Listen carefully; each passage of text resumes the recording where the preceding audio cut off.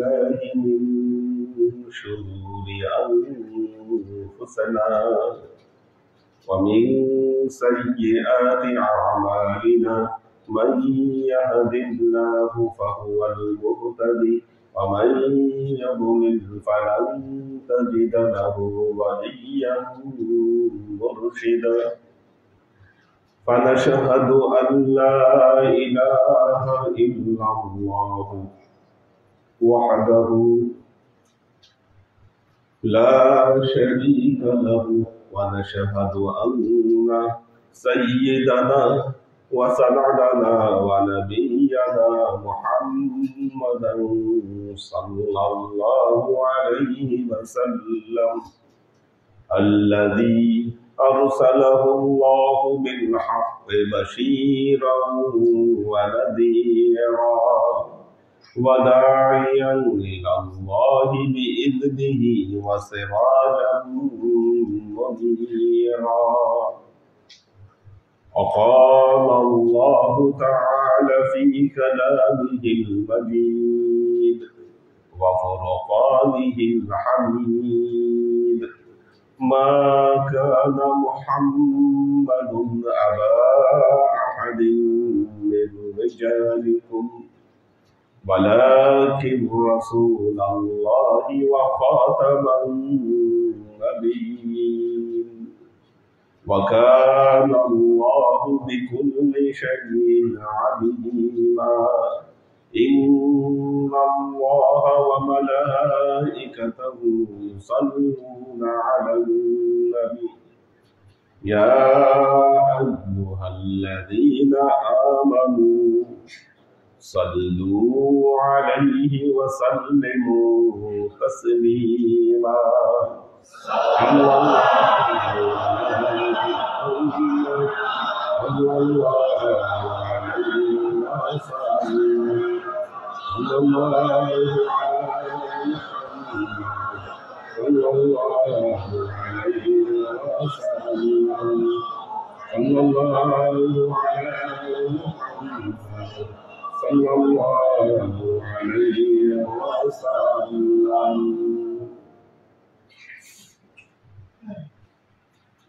আল্লাহর আশিক ও সালেক বৃন্দ, কনসেপ্টটা দাও।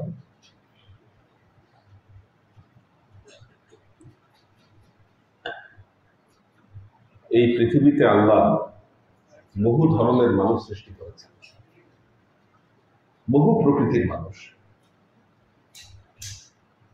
কেন করলেন আল্লাহ? আল্লাহ পবিত্র কোরআনে বারবার বলেছেন, আমি চাইলে সবাই এক প্রকৃতির মানুষ হতো। আমি আল্লাহ যদি চাইতাম সবাই একরকম হতো, একই প্রকৃতির হতো, একই কোয়ালিটির হতো, কিন্তু আমি আল্লাহ এটা চাইনি। আমি তৈরি করেছি বিভিন্ন কোয়ালিটির মানুষ, এবং এই মানুষগুলোর মধ্যে আল্লাহ দুই ভাগে বিভক্ত করেছেন এই মানুষগুলোকে। একদল জান্নাতি আর একদল জাহান্নামী, একদল ঈমানদার, একদল বেঈমান, একদল আল্লাহকে স্বীকার করে আর একদল আল্লাহকে স্বীকার করে, একদল ইহকালবাদী আর একদল পরকালবাদী, একদল বস্তুবাদী আরেক দল অধ্যাত্মবাদী। বহু ধরনের মানুষ আল্লাহ পৃথিবীতে তৈরি করলেন।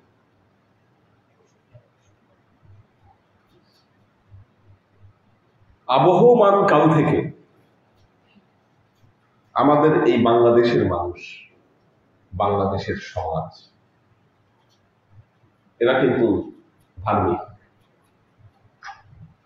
আমাদের বাংলাদেশের প্রেক্ষাপটে বাংলাদেশের মানুষগুলো ধার্মিক, এবং আমাদের পুরো ভারতবর্ষে, ভারত বেল্টে মানুষগুলো তারা প্রেমবাদ, অধ্যাত্মবাদ, পরলৌকিকবাদে বিশ্বাস করে, যার সাথে ধর্মের ওতপ্রোত সম্পর্ক আছে। বস্তুবাদ আপনাকে বলবে যতদিন বেঁচে আছো দুনিয়াকে উপভোগ করো এবং দুনিয়াকে উপভোগের সকল কার্যক্রম তুমি প্রস্তুত করো। বস্তুবাদ বলবে, অধ্যাত্মবাদ বলবে না, এই দুনিয়ার পরে তোমার আরেকটা স্থান আছে, তোমার আরেকটা জায়গা আছে, এই জায়গার জন্য তুমি প্রস্তুতি নাও। সেই জগতের জন্য আমাদের প্রস্তুতি নেওয়া উচিত। এই দুই নির্ভর করে মানুষের ভেতরে আল্লাহ দুটো সত্তা ইনজেক্ট করে দিয়েছে। আপনারা প্রত্যেকে যদি আপনাদের নিজেদের দিকে তাকান দেখবেন আপনাদের ভেতরে দুটো সত্তা আল্লাহ ইনজেক্ট করেছে। একটা হলো আপনার বুদ্ধি, বিবেক। বুদ্ধি আল্লাহ কম বেশি আমাদেরকে বুদ্ধি দিয়েছে, যুক্তি দিয়েছে, জ্ঞান দিয়েছে। এই বুদ্ধিকে কাজে লাগিয়ে আমরা বিভিন্ন জিনিসকে প্রতিষ্ঠা করতে চেষ্টা করি, প্রমাণ করতে চেষ্টা করি। সায়েন্সে আপনি যদি কোনো কিছু প্রমাণ করতে না পারেন আপনার কোনো মূল্য আছে? প্রমাণ করতে হবে আপনাকে। প্রমাণ না দিলে বুদ্ধির জগতে এটার কোনো মূল্যই নেই। একটা জিনিস খেয়াল করে দেখেন, কোরআন, ঈমান এমন কিছু বিষয়ের শর্ত দিয়েছে যেগুলো বুদ্ধি দিয়ে প্রমাণ করবার কোনো উপায় নাই, প্রমাণ দেওয়ার কোনো উপায় সেগুলোর নাই। আমানার রাসূল বিমা উনজিলা ইলাইহি মির রাব্বিহি ওয়াল মুমিনুন। আল্লাহ কোরআনে বলেছেন নবীরা, মুমিনরা কি করেছে? ঈমান এনেছে ওই বিষয়ের উপর। ঈমান, ঈমান মানে কি? না দেখে এই বিষয়গুলোর উপরে তারা তাদের বিশ্বাসকে, তাদের সমর্পণকে সুদৃঢ় করেছে। এখন আমি যদি বলি আমাদের আশেপাশে ফেরেশতা ঘিরে আছে, প্রমাণ করতে পারবেন? প্রুফ দিতে পারবেন?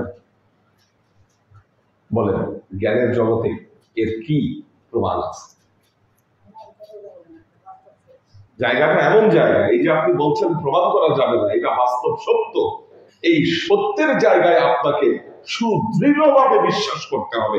এই অন্ধকারের উপরে আপনাকে বিশ্বাস করতে হবে। আপনি দেখতে পাচ্ছেন না এটা, কিন্তু এই না দেখা বিষয়ের উপর যখন আপনার বিশ্বাস সুদৃঢ় হবে তখন বলা যাবে যে আপনি ঈমান এনেছেন।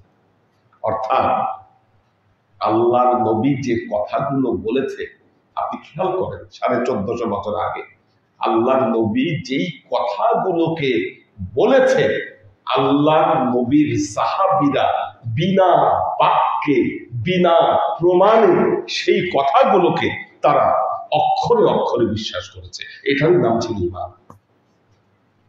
আর এর বিপরীতে যারা অবস্থান করেছে তারা কেউ ছিল কাফের, কেউ ছিল মুনাফিক। আল্লাহ নবী বলেছেন আমি এক রাতে বাইতুল মুকাদ্দাস, বাইতুল্লাহ থেকে বাইতুল মুকাদ্দাস আল্লাহর আরশ পর্যন্ত আমি ভ্রমণ করে আসি। সাহাবায়ে কেরাম বিনা বাক্যে বিশ্বাস করেছে। আপনি বলেছেন তাই সত্য। কেউ বলেছে এটা পাগলের কথা, ইমানদাররা বলেছে না, মুহাম্মদ মুস্তাফা সাল্লাল্লাহু আলাইহি ওয়াসাল্লাম এটা বলেছে, তাই আমরা এটা বিশ্বাস করি। আল্লাহর আশিক ও সালেক বৃন্দ, মুসলমানদেরকে বিশ্বাস করতে হবে। মুসলমানদের মুক্তি মিলবে আল্লাহর উপর বিশ্বাসে, আমলে। এর বাহিরে মুসলমানদের মুক্তি, মুসলমানদের বিশ্বাস, মুসলমানদের উন্নতি কোনো কিছুতেই কোনো কিছু হবে না।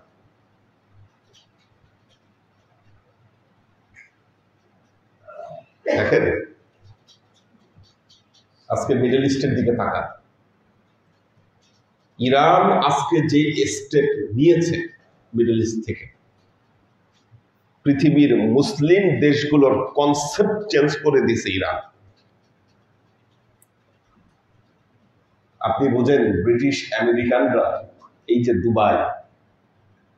দুবাই, আরব আমিরাত, তারপর আশেপাশের যে রাষ্ট্রগুলো, কাতার, কোটি কোটি ডলার ঢেলে সুউচ্চ বিল্ডিং তৈরি করে জামকতার ভেতরে এদেরকে ডুবাইয়ে দিয়ে, আনন্দ ফুর্তির মধ্যে এদেরকে এঙ্গেজ করে দিয়ে এদের ইমানকে এমন ভাবে দুর্বল করেছে, এরা পুরুষ, ইমানহীন পুরুষে এই মুসলিম রাষ্ট্রের দেশগুলো পরিণত হয়েছে। ইমানহীন পুরুষ সব। এরা কেন কথা বলছে না?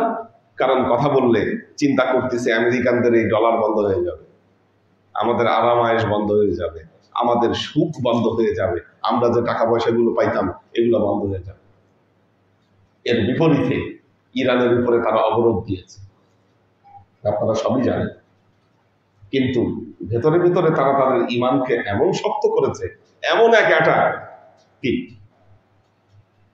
আজকে ইরান যেই কাজটা করে দেখিয়েছে, ইসরায়েলের উপর সরাসরি অ্যাটাক করে এই আশেপাশের এই রাষ্ট্রগুলো, আপনি ইরাক বলেন, সিরিয়া বলেন, কুয়েত বলেন, কেউ আজ পর্যন্ত সাহস পায় না।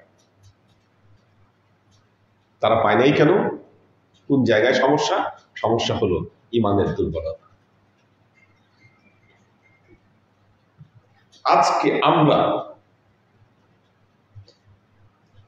ধর্মের কাজে আমরা সময় দিচ্ছি না। কারণ আমরা মনে করছি, কেন সময় দিচ্ছি না?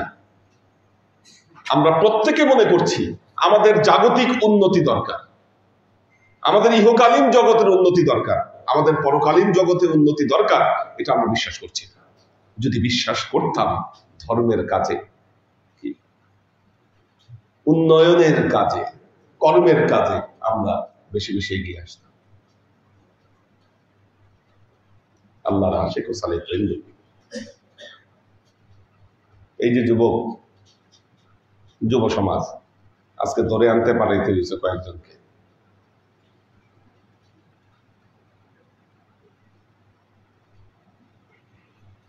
এখন আপনি মনে করতেছেন এই দরবারে খতম করে সময় নষ্ট না করে আমি যদি ব্যবসায় যদি আমি একটু আমার সময়টা যদি কাজে লাগাই, আমি আমার কর্মক্ষেত্রে যদি আমি কিছুক্ষণ আমার টাইম দেই, তাহলে এটাতে আমার লাভ বেশি, এটাতে আমার উপকার বেশি, আমার যদি আমি উন্নতি হই। আল্লাহ আশিক সালেহ একটা জিনিস মনে রাখবেন, আল্লাহ ছাড়া আমাদের মুক্তি, আমাদের উন্নতির কোনো পথ খোলা নাই। আল্লাহর রহমত এমন এক জিনিস, মরা বৃক্ষকে এক মুহূর্তে সজীব করে দিতে পারে, তিলকে তিনি তাল করে দিতে পারে। আল্লাহ চাইলে এক ফোঁটা পানিকে এক মুহূর্তে সমুদ্রে পরিণত করে দিতে পারে। এর জন্য যে জিনিসটা দরকার, একটা জিনিসই প্রয়োজন, আল্লাহ রহমত। এই জন্য যুবকদেরকে বলি, আমাদের এখানে যে খতমগুলো হয় এগুলাতে আপনারা অ্যাটেন্ড করার চেষ্টা করবেন, জীবনে বরকত আসবে, আপনাদের রহমত আসবে। এগুলো রহমত এবং বরকতের আমল। এই যে আজকে কোরআন খতম হলো, এই কোরআনের সাথে যারা, কোরআন খতমের সাথে যারা যুক্ত থাকবেন, আল্লাহ রহমত প্রাপ্ত হবেন। জীবনে অবশ্যই পরিবর্তন আসবে, জীবনকে বদলান। আল্লাহ তার কালামে পাকে এই ওয়াদা করেছেন মুমিনদের সাথে, ওয়ালা তাহিনু ওয়ালা তাহজানু ওয়া আনতুমুল আ'লাউনা ইন কুনতুম মুমিনিন। তোমরা নিরাশ হয়ো না, তোমরা দুশ্চিন্তাও করো না, তোমরা অবশ্যই তোমাদের উন্নয়ন ঘটবে, উন্নতি ঘটবে যদি তোমরা মুমিন হয়ে থাকো।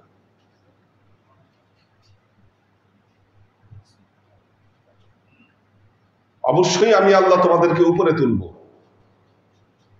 যদি তোমাদের ভেতরে ঈমান সুদৃঢ় হয়। আল্লাহর আশিক ও সালেক আমাদের ইমানের জায়গাটাকে ঠিক করতে হবে। আল্লাহ নবী কিয়ামতের আলামত হিসাবে বলে গিয়েছিলেন, কাল কিয়ামতের আগে ইহুদি খ্রিস্টানরা দাওয়াত দিয়ে মুসলমানদেরকে হত্যা করবে।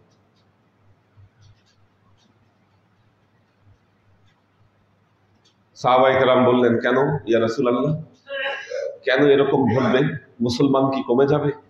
আল্লাহ নবী বললেন, না, মুসলমান কমবে না, মুসলমান বৃদ্ধি পাবে, কিন্তু যা মুসলমান পৃথিবীতে থাকবে এরা থাকবে দুনিয়াদার মুসলমান। এরা দুনিয়াদার মুসলমান থাকবে, আল্লাহ ওয়ালা মুসলমান পৃথিবীতে একটাও খুঁজে পাওয়া যাবে না। আমাদের পৃথিবীটা আজকে আল্লাহ ওয়ালা মুসলমান শূন্য হয়ে গেছে। সমস্যাটা আমাদের এইখানে।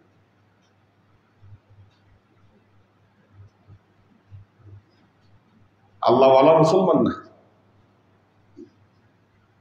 আল্লাহ ওয়ালা মুসলমান হলে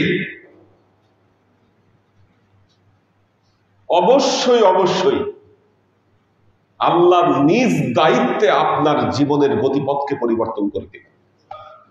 এটা আপনার দায়িত্ব নাই, দায়িত্ব আল্লাহর। আপনি কোন দিকে যাবেন, আপনার পথ পরিক্রমা কোন দিকে যাবে, এটা ঠিক করে দেওয়ার দায়িত্ব স্বয়ং আল্লাহ। এটা আপনার দায়িত্ব না, কিন্তু আপনার দায়িত্ব হলো আল্লাহর প্রতি আপনার পূর্ণ সমর্পণ। আমরা এই জায়গাটায় ব্যর্থ হচ্ছি। আল্লাহর আশিক ও সালেক বৃন্দ, গরমের মধ্যে এসির ঠান্ডা বাতাসে অনেকের ঘুম লাগতেছে, অনেকের হাই আসতেছে, ঠিক আছে? আর 10 মিনিট আমরা সূরা আহজাব পড়ছিলাম না?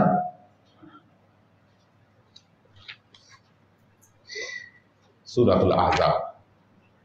أعوذ بالله من الشيطان الرجيم بسم الله الرحمن الرحيم يا أيها الذين آمنوا لا تدخلوا بيوت النبي إلا أن يؤذن لكم إلى طعام غير ناظرين إناه ولكن إذا دعيتم فادخلوا فإذا طعمتم فانتشروا ولا مستأنسين لحديث إن ذلكم كان يؤذي النبي فليستحي منكم والله لا يستحي من الحق وإذا سألتموهن متعا فاسألوهن من وراء حجاب ذلكم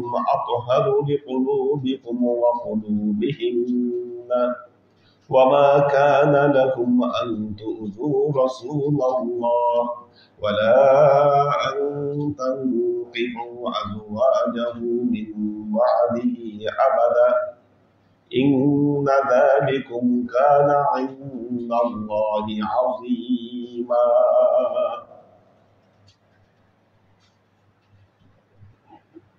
সূরা আহজাব আয়াত 53। আল্লাহ এখানে বেশ কিছু বিধিবিধান নাজিল করেছেন। এই বিধিবিধান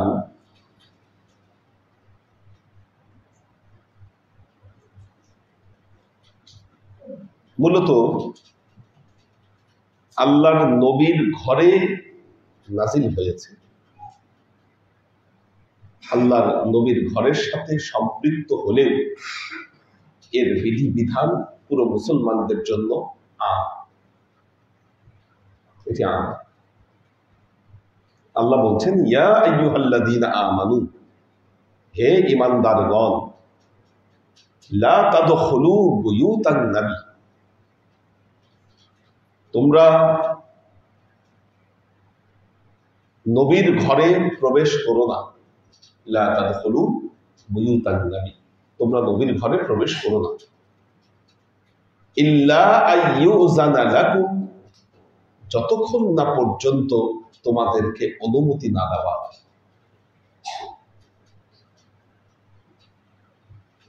কারো বাসায় দাওয়াত খাইতে গেলে 3টা বিধান মনে রাখবেন।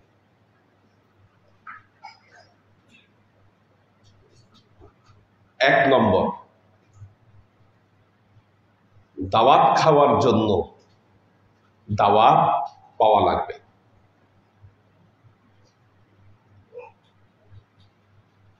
দাওয়াত খাওয়ার জন্য দাওয়াত পাওয়া লাগবে। আমাদের সমাজে খাও দাওয়াত খাওয়ার কিছু প্রবণতা আছে। ফাও ফাও খাইছেন না 2-1 দিন আপনারা? কি ফাও দাওয়াত? ফাও দাওয়াত মানে দাওয়াত পান নাই, হ্যাঁ, বিনা দাওয়াতে সুযোগ পাইছেন, ঢুকে গেছেন, খাইয়া চলে আসছেন। ওইটা কিন্তু কাঙ্গালি ভোজও ছিল না, আম দাওয়াতও ছিল না, নজর নেওয়াজও ছিল না। কিছু থাকে নজর নেওয়াজ, সেটা আলাদা। এবং এই বিধানটা মূলত নাজিল হয়েছে আল্লাহ নবীর বিয়ের সময়।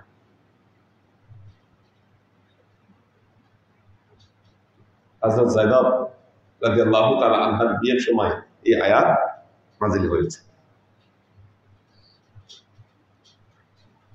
তো প্রথম হচ্ছে, এটা মনে রাখবেন, কখনো ফাও খাবেন না।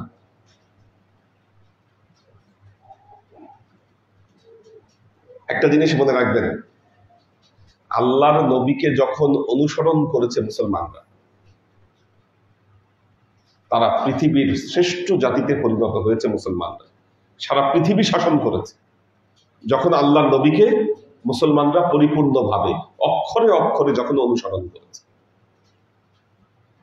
দুনিয়াদার ছিল না মুসলমানেরা, কিন্তু দুনিয়া আল্লাহ তাদের পায়ে লুটিয়ে দিয়েছিল। মুসলমান দুনিয়া চায় নাই তারা, কিন্তু তাদের পায়ে দুনিয়া লুটিয়ে দেওয়া হয়েছিল। আবার যখন দুনিয়ার মৌজ মাস্তিতে মুসলমানরা একাকার হয়ে গেছে, আল্লাহ তাদের উপর আঘাত আছে, ধ্বংস করে দিচ্ছে। এটাই নিয়ম। আপনারা আব্বাসীয় খেলাফতের কথা জানেন, ওসমানিয়া খেলাফতের কথা জানেন, এনারা ধ্বংস হয়েছে এই মৌজ মাস্তির কারণে। এখন ফাউ খাইলে সমস্যা কি? ফাউ খাইলে সমস্যা কি? বাসে উঠছেন, ভাড়া না দিয়ে নেমে আসছেন, ইচ্ছাকৃত, জেনে শুনে, অথবা যে ভাড়া সেই ভাড়া আপনি তাকে দেন নাই, আপনি তার উপর অন্যায় করছেন। একটা কথা মনে রাখবেন, আজকে আপনি যার উপর চুল পরিমাণ অন্যায় করছেন, এই অন্যায় আপনি আপনার জীবনে অবশ্যই ফিরে পাবেন, যদি আপনি ইমানদার হন। বেঈমান হইলে সমস্যা, বেঈমান হইলে হয়তো কিচ্ছু নাও হতে পারে, কিন্তু ইমানদার হলে এটা আপনার জীবনে ব্যাক করবে। এখন বলবেন, তাহলে তো হুজুর বেঈমান হওয়াই ভালো ছিল, ইমানদার হয়ে তো লস হইল নাকি? বেঈমান হইলে এই দুনিয়ার পরই আপনার জন্য সব শেষ।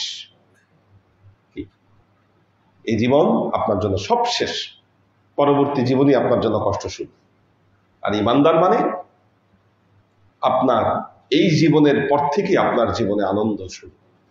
আর আপনি ইমানদার বলেই আপনি কারো উপর একটু নয় ছয় করলে আল্লাহ সেটি আপনাকে ফিরিয়ে দিচ্ছে। একটা কথা মনে রাখবেন, কারো 10 টাকা আপনি ক্ষতি করছেন, আপনার উপরে 20 টাকা ক্ষতি আপনার উপরে আসবে, এটার বিনিময়।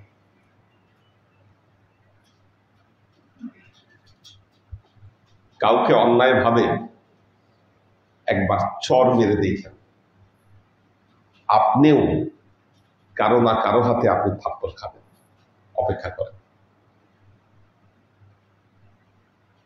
কাউকে গালি দেন, এই গালি আপনার প্রতি ব্যাক করবে। ব্যাক করবে। এখন আপনি বলবেন হুজুর দাওয়াত খাওয়া তো ভালো কথা, এটা খাইলে কি সমস্যা? আপনি দাওয়াত খাওয়ার কারণে বিনা দাওয়াতে গিয়ে আপনি দাওয়াত খেয়েছেন। এখন এখন প্রবলেম যেটা হলো, যেই লোক অ্যারেঞ্জমেন্ট করলো আপনার দাওয়াত খাওয়ার কারণে তার খাবার শর্ট করতে পারে, সে লজ্জার মুখোমুখি হতে পারে, তার একটা ক্ষতি হতে পারে, এর দ্বারা সে কষ্ট পেতে পারে, এর দ্বারা সে কষ্ট পেতে পারে। এই কষ্ট, এই ক্ষতি, এই লজ্জা আপনার কাছে ফিরবে কোনো একদিন, অবধারিত, এটা কোনো মিস নাই। আপনি আজকে যার ক্ষতি করছেন, কালকে আপনার উপরে এই ক্ষতি অবশ্যই অবশ্যই ফিরবে। হ্যাঁ হ্যাঁ, আত্মীয়র বাসায় আপনি গিয়েছেন, কেন গেছেন ওই সংক্রান্তই এখানে হলো এই আয়াতগুলো এই জন্যই নাজিল হয়েছে। আত্মীয়র বাসায় যাওয়ার সিস্টেম আছে, সবকিছু সুন্নত আছে, এটা জানেন কিনা? আত্মীয়র বাসায় গেছেন, সুন্নত হলো আপনি হাতে করে কিছু নিয়ে যান। কেন নিয়ে যাবেন? উনি যেন কষ্টের মধ্যে না পড়ে। আপনি আত্মীয়, আপনি গেছেন তার বাসায়, এখন হঠাৎ করে আপনি গেলেন, আপনাকে মেহমানদারি করার মতো হয়তো তার বাসায় কিচ্ছু নাই, কি তখন সে কি করবে? সে একটা বিব্রতকর পরিস্থিতিতে পড়বে। এই বিব্রতকর পরিস্থিতিতে সে যেন না পড়ে, আপনি সেই জন্য হাতে করে কিছু নিয়ে যান তার জন্য, এটা সুন্নত। ফাও ফাও আপনি দুপুরে যখন রান্না হয়, এ কথাও বলছে আল্লাহ, কি দুপুরে যখন রান্না হচ্ছে তার বাসায়, আপনি তখন তার বাসায় গিয়ে উপস্থিত হইলেন। আপনি কি ছাগল না কি? কেন জান আপনি এই সময়? নিষেধ করছে আল্লাহ, এটা কোরআনে মানা করছে আল্লাহ। দেখেন, লা তাদখুলু নবী ইল্লা আইয়ুযানা লাকুম ইলা তুআমিন গায়রা নাযিরিনা ইনাহু।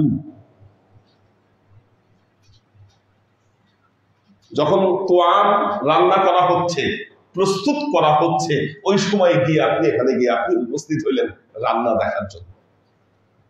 এটা মানা, এটা নিষেধ করবেন না। এটা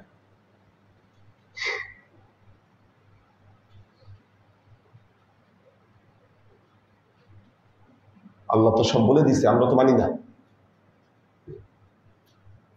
আপনি হুট করে দুপুরবেলা একজন মানুষের বাসায় গিয়ে আপনি উপস্থিত হইলেন না, এটা তো এটা স্বীকৃতি দেয়নি।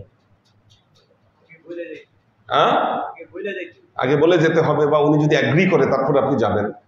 এই জন্য বলতে চাচ্ছ তো যে লা তাদখুলু মানে ইল্লা আইয়ুযানা।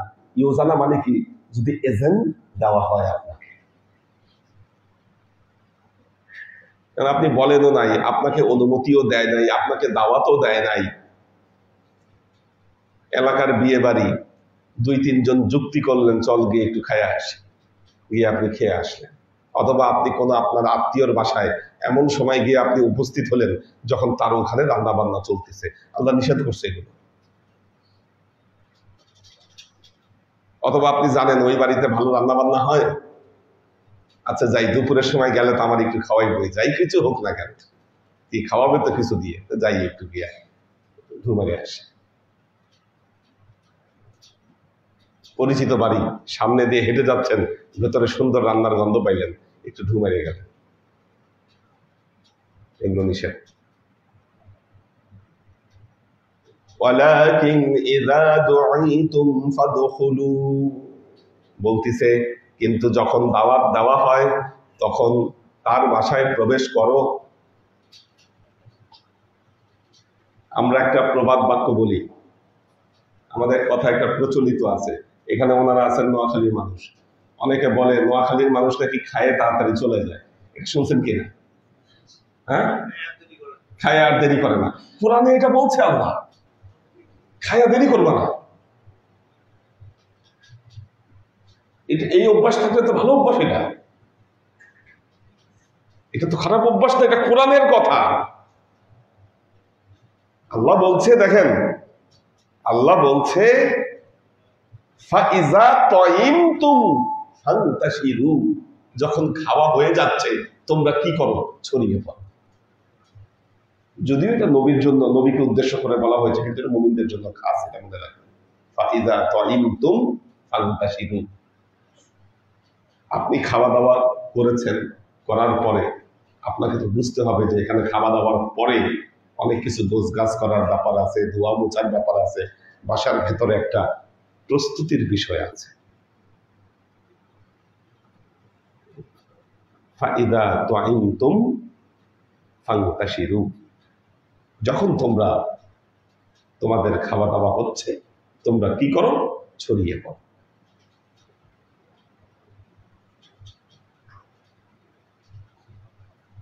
আল্লাহর আশিক ও সালেক বৃন্দ, আমরা এমন একজনকে নবী হিসেবে পেয়েছি। আপনি একবার চিন্তা করেন, আরবের মরু প্রান্তরে যেখানে মানুষ খাবার পেত না, মানুষের খাবার কিছু ছিল না, সেই জায়গায় আল্লাহর নবী আসলেন, তারপরও তিনি ইয়াতিম, এমন একজন ব্যক্তি যিনি ইয়াতিম।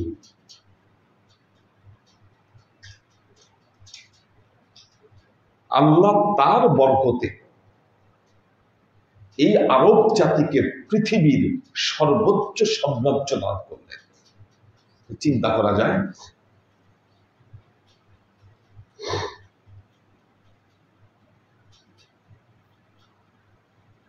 তাহলে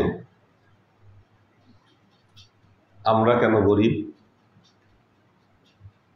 আমাদের ভাগ্য কেন পরিবর্তন হচ্ছে না?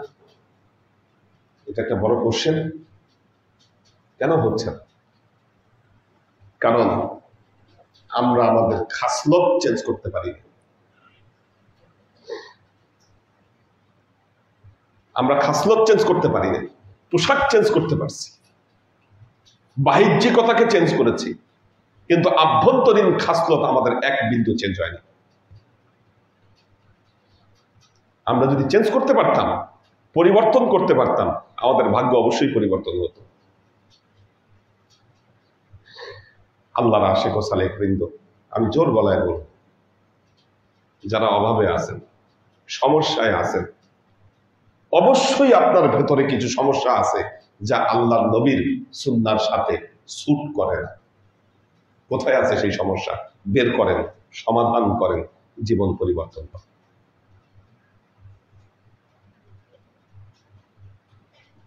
সমস্যা আপনার মধ্যে। এই নবী কতটা বরকত দিয়েছেন, পুরো পৃথিবীকে চেঞ্জ করে দিয়েছেন।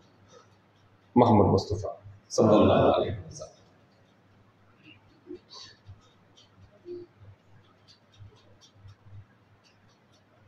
আজকে আল্লাহ নবী বলেছেন, তোমরা দুনিয়ার মোহে মোহগ্রস্ত হইও না। দুনিয়া আমাদেরকে মোহগ্রস্ত করে ফেলেছে। সামান্য স্বার্থকে আমরা জলাঞ্জলি দিতে শিখি না। নিজের স্বার্থকে অন্যের জন্য জলাঞ্জলি দেওয়া, নিজের স্বার্থকে কোরবানি দেওয়া অপর আরেকজনের জন্য, এই প্র্যাকটিস আমরা করতে পারি। উদারতা, অপরের প্রতি সহানুভূতি, সহযোগিতা আমরা প্র্যাকটিস আনতে পারি। কিভাবে আমরা আশা করি আমাদের জীবন চেঞ্জ হবে?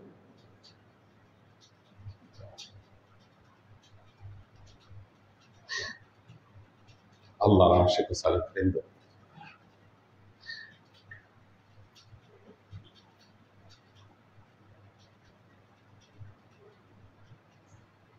ইয়া আইয়ুহাল্লাযীনা আমানু, আয়াতের শাব্দিক অর্থ এখন বলি, লা তাদখুলু বুয়ুতান নবী, তোমরা নবীর ঘরে প্রবেশ করো না, ইল্লা আইয়ুযানা লাকুম ইলা তুআমিন গায়রা নাযিরিনা ইনাহু, যতক্ষণ পর্যন্ত তোমাদেরকে অনুমতি না দেওয়া হয়, অথবা যখন খাবার প্রস্তুত করা হয় সেই সময়ে, ওয়ালাকিন ইযা দুইনতুম, কিন্তু যখন তোমাদেরকে ডাকা হয়,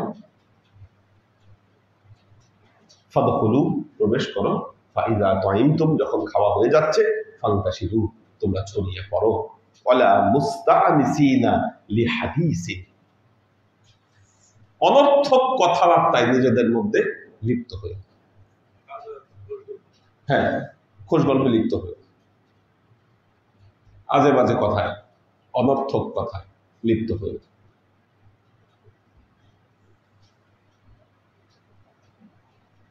দেখেন, আকলমंद के लिए इशारा भी काफी है।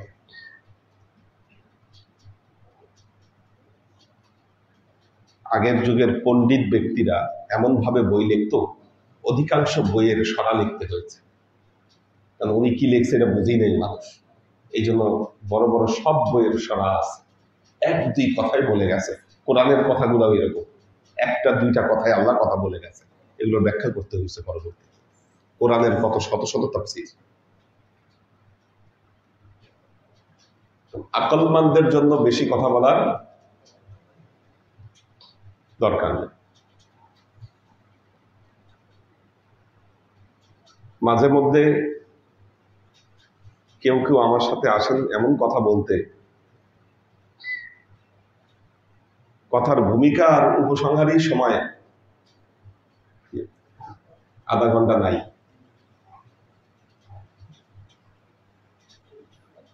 আসল কথা শুনবো কোন সময়? শেষ পর্যন্ত হিসাব মিলালে দেখা যায় যে আসলে কোনো কনক্লুশন নাই কথা। উনি কি বলতে আসলেন আর কি বললেন আর কি বুঝাই গেলেন, কি আগামাথা কিছুই বুঝে পাইলাম। এই যে অনর্থক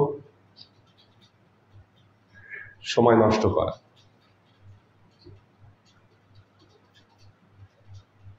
এখানে এই আয়াত যে যখন নাজিল হয় তখন হযরত ওমর রাদিয়াল্লাহু তাআলা আনহু মূলত আল্লাহর নবীকে বলছিলেন যে ইয়া রাসূলুল্লাহ, আপনার ঘরে মানুষের আসা যাওয়ার একটা রেস্ট্রিকশন তৈরি করা উচিত, রেস্ট্রিক্টেড করা উচিত, কিছুটা জায়গাটার আদব বৃদ্ধি করা উচিত। রেস্ট্রিকশন মানেই কিন্তু আদব বৃদ্ধি করা। রেস্ট্রিকশন মানে কাউকে বাধা দেওয়া না, বা কড়াকড়ি করা না, বা কাউকে অপমান করা না। একটা সিস্টেমে নিয়ে আসা মানে সেই জায়গার আদব বৃদ্ধি করা, এটা ইসলামের অনুমোদিত। হ্যাঁ, সীমাবদ্ধ করা।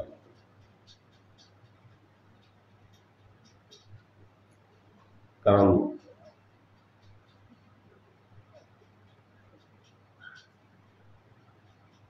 রমজানে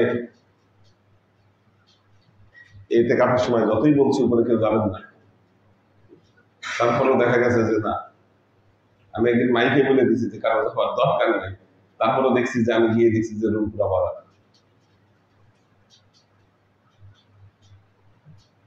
তো বিষয় হলো এগুলো আদব নয়, এগুলো আদবের খেলাফ। আদব শিখতে হবে, আদব আপনার জীবনকে চেঞ্জ করে দেবে, পরিবর্তন করবে।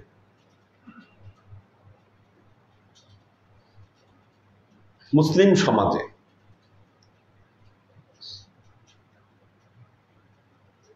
আমরা ছোটবেলায় যে আদব শিখেছি, আমাদের এই জেনারেশন ওই আদব শিখছে না। আমরা ছোটবেলায় মক্তবে গিয়েছি, এই জেনারেশন মক্তবে যাচ্ছে না। মক্তবে যাচ্ছে না, মক্তব উঠিয়ে দেওয়া হয়েছে, কিন্তু আদব উঠিয়ে দেওয়া হয়েছে। আগে মানুষ পীরদের দরবারে গিয়ে আদব শিখত, কি এখন খানকাগুলাও মানুষকে খানকা বিমুখ করে দেওয়া হয়েছে, যার ফলে দিন দিনে আদব, কায়দা, লেহাজ আমাদের ভেতর থেকে বিদায় নিচ্ছে, আর অপসংস্কৃতি আমাদের উপর চেপে বসতেছে।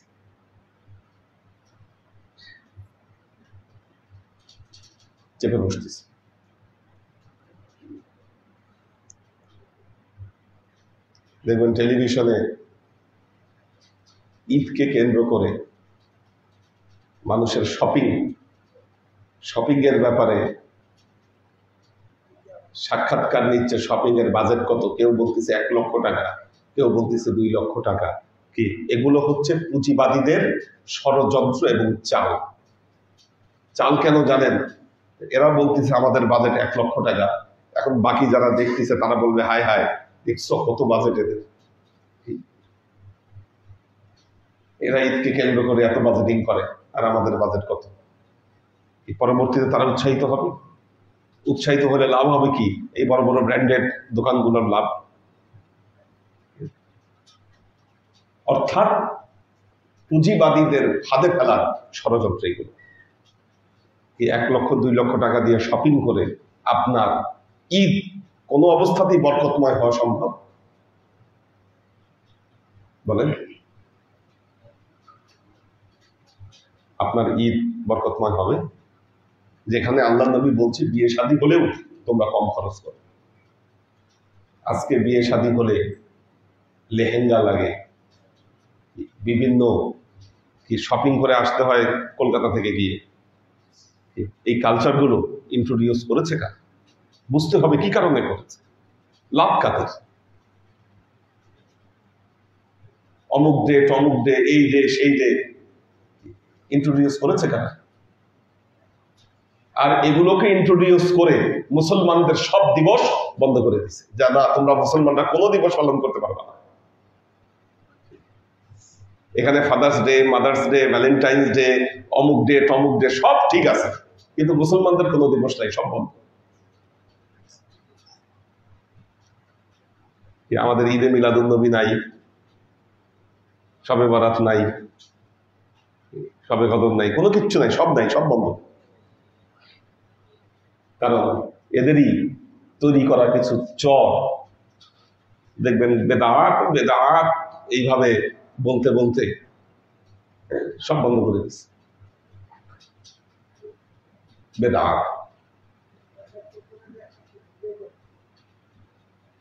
আসলে বেদাতি কারা? আমাদের এক উস্তাদ, ওনাকে সবাই আশেপাশে পাইকপাড়া হুজুর নামে চিনত। আমার উস্তাদ আব্দুল মান্নান ওনার নাম ছিল। পাইকপাড়া হুজুর আমরা বলতাম। শালীন মাদ্রাসায় যারা পড়ছে ছোটবেলায় ওনারা দেখছে ওনাকে। তো উনি কার্ড ছাপাইছে, দেখলাম যে ওনার কার্ডের মধ্যে লেখছে আব্দুল মান্নান খালনাবি। আমি ওনাকে জিজ্ঞাসা করলাম, হুজুর এই খালনাবি আবার কোথেকে আসলো? ওনার দেশের বাড়ি ছিল খুলনা, এই জন্য নামের সাথে খালনাবি। কারণ দিল্লিতে যারা পড়াশোনা করে নামের সাথে লাগে দেহলবি, এবং যারা আজহারে পড়লে আজহারি, মদিনায় পড়লে মাদানি। এখন তাহলে বেদাতি কারা? মনে রাখবেন, যারা কথায় কথায় খালি এই বেদাত বেদাত বেদাত বলে চিল্লাচ্ছে, এরা হচ্ছে সবচেয়ে বড় বেদাতি। এরাই হলো বেদাতি আমাদের সমাজ, আর কেউ না বেদাতি। এই বেদাত বেদাত বলতে বলতে কি সব দিবস সবকিছু আমাদের বন্ধ করছে। আর বাকি যত অপসংস্কৃতি আছে এগুলোর ব্যাপারে দেখবেন কোনো কথা নাই, চুপ, একদম মুখ বন্ধ।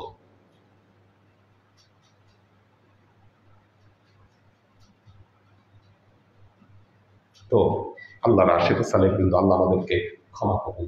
বারাকাল্লাহু লানা ওয়া লাকুম ফিল কুরআনিল আযীম ওয়া নাফা'আনা ওয়া ইয়্যাকুম লা আয়াতি ওয়া যিকরিল হাকীম ইন্নাহু তাআলা জাওয়াদুন কারীমুন মালিকুন রাউফুর রহিম। আল্লাহুম্মা আমিন। আল্লাহুম্মা সাল্লি আলা মুহাম্মাদ ওয়া আলা কামা সাল্লাইতা আলা ইব্রাহিম ওয়া আলা إبراهيم إنك حميد مجيد. اللهم بارك على محمد وعلى آل محمد كما باركت على إبراهيم وعلى آل إبراهيم إنك حميد مجيد. ربنا ظلمنا أنفسنا وإن لم تغفر لنا وترحمنا لنكونن من الخاسرين.